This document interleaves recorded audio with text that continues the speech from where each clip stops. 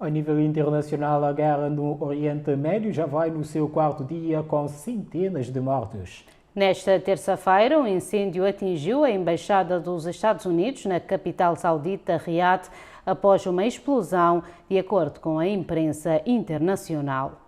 Segundo o Ministério da Defesa da Arábia Saudita, 2 drones do Irã atingiram a embaixada dos Estados Unidos, que estava vazio.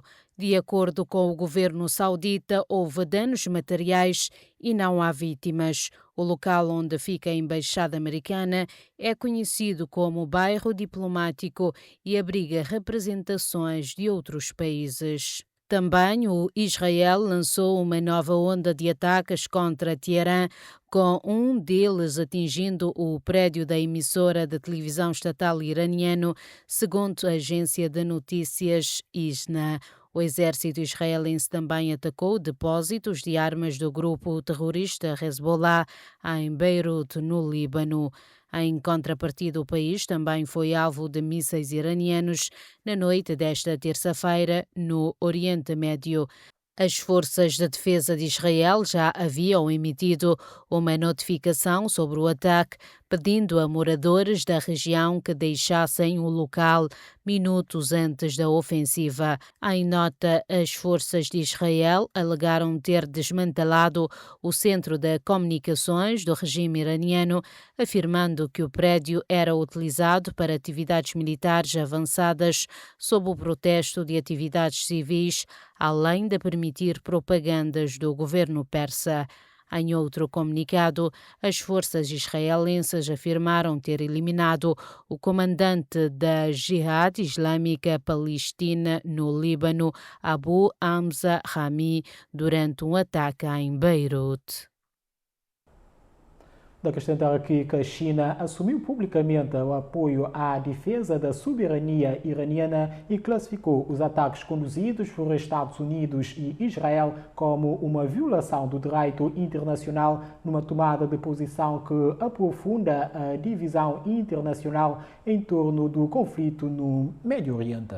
E em reação ao conflito no Médio Oriente, o preço do petróleo está a subir desde que começaram os ataques contra o Irã. Esta segunda-feira, o valor do barril chegou a aumentar quase 13% nos principais mercados, enquanto as bolsas abriram em queda. O preço do barril aproximou-se dos $80, o valor mais alto dos últimos 9 meses. A escalada reflete o receio de que o conflito se alargue e comprometa o fornecimento mundial de crude. No centro das preocupações está o Estreito de Hormuz, por onde passa cerca de 20% do petróleo comercializado no mundo.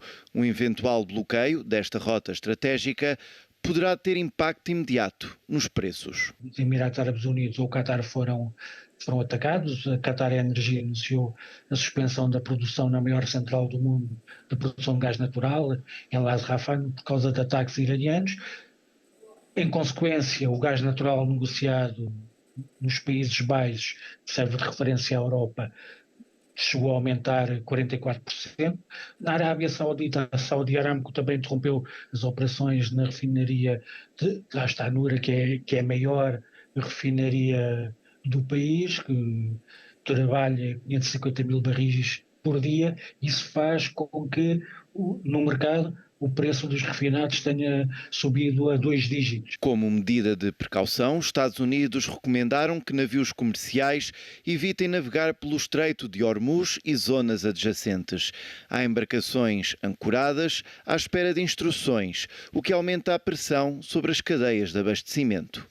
Na prática está encerrado, porque tanto os armadores como as seguradoras não deixam os navios passar ali. Inclusive a Organização Marítima Internacional também aconselha que não se navegue no Golfo Pérsico. Portanto, isto é um tampão a uma das principais rotas, principalmente para a Ásia, do petróleo. As bolsas também reagiram. As principais praças europeias e asiáticas abriram em baixa, embora com perdas moderadas, inferiores a 3%. Para já, os investidores mostram cautela, mas não pânico.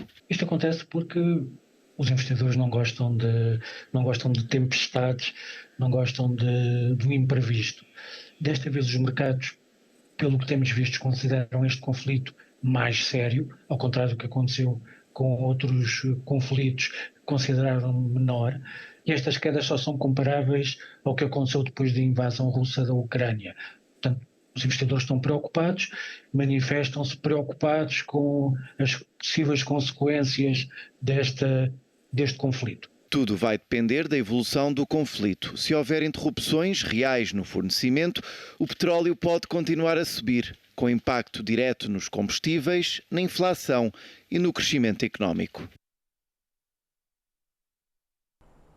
A agência de notícias iraniana Tasnim, ligada ao governo do país, noticiou que o Estreito de Hormuz, por onde passa mais de 20% do petróleo do mundo, foi fechado após os ataques dos Estados Unidos e de Israel contra o Irã, segundo a agência. Nenhum navio está autorizado a atravessar o Estreito.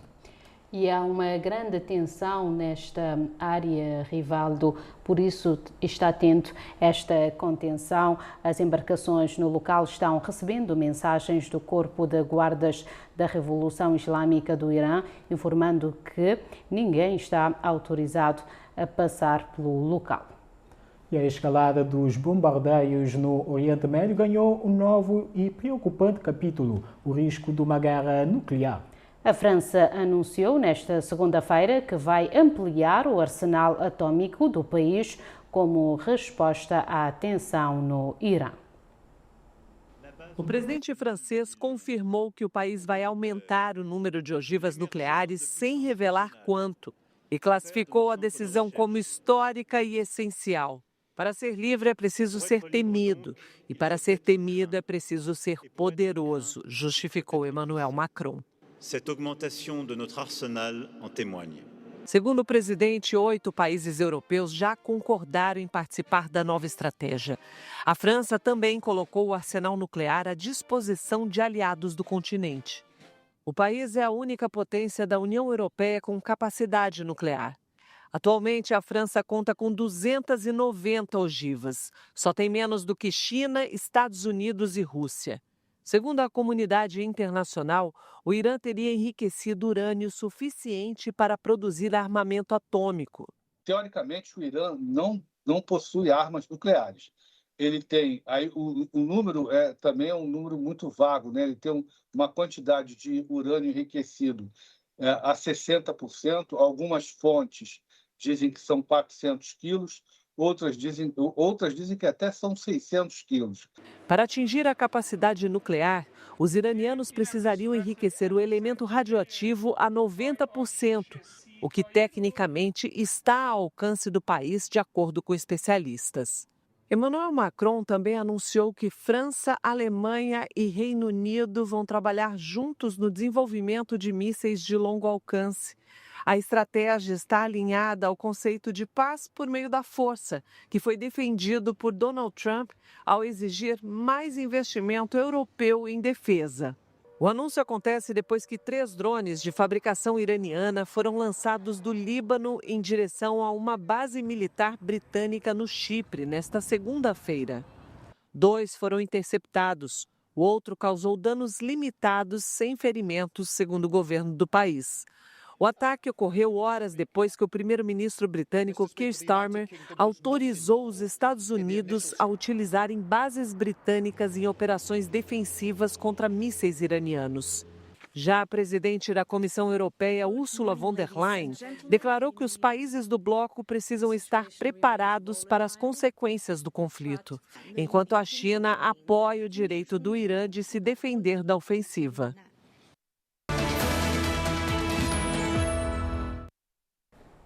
Moçambique registrou 89 casos de cólera e um morto em 24 horas, somando quase 7 mil infectados. Além disso, o país já soma 76 óbitos em 6 meses da atual epidemia, conforme indicam os dados da Direção Nacional de Saúde Pública moçambicana. Confira mais informações no Giro pelo Mundo.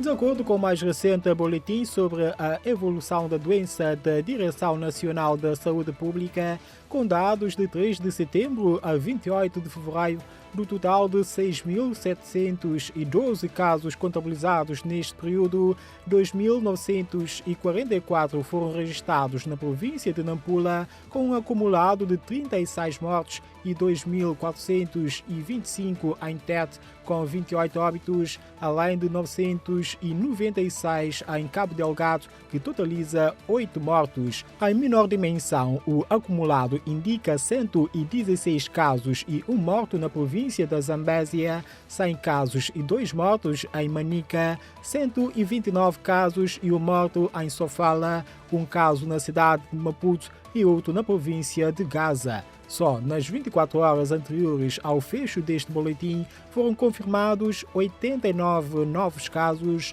com a taxa de letalidade geral nacional a situar-se em 1,1%.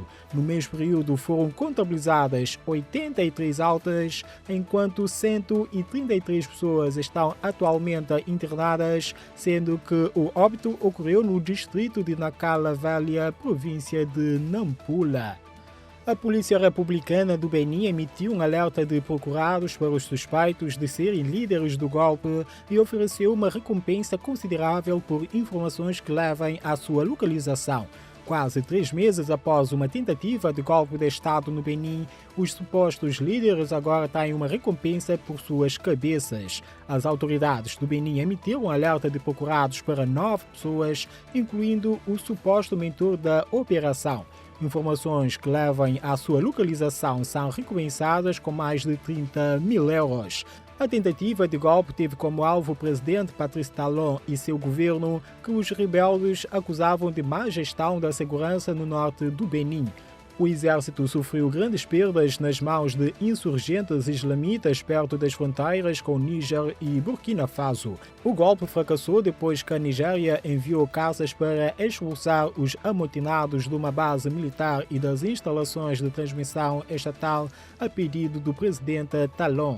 No topo da lista de procurados está o tenente-coronel Pascal Tigre, ex-comandante de uma unidade militar de elite. Autoridades benineses afirmaram que ele está escondido em Lomé, capital do Togo, país vizinho. O governo do Togo não se pronunciou sobre a alegação.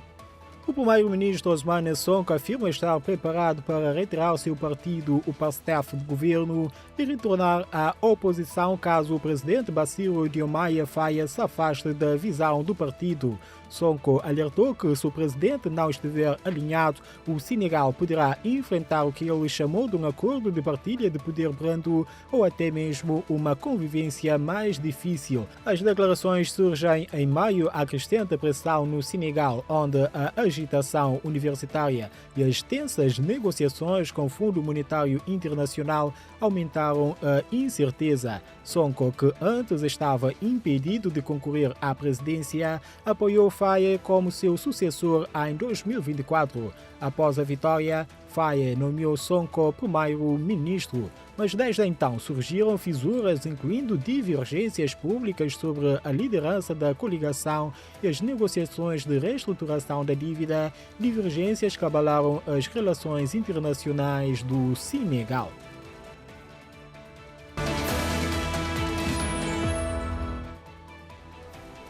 E com o Giro pelo Mundo colocamos um ponto final nesta edição do Fala Cabo Verde. Obrigado pela sua companhia. Continuação de uma boa noite.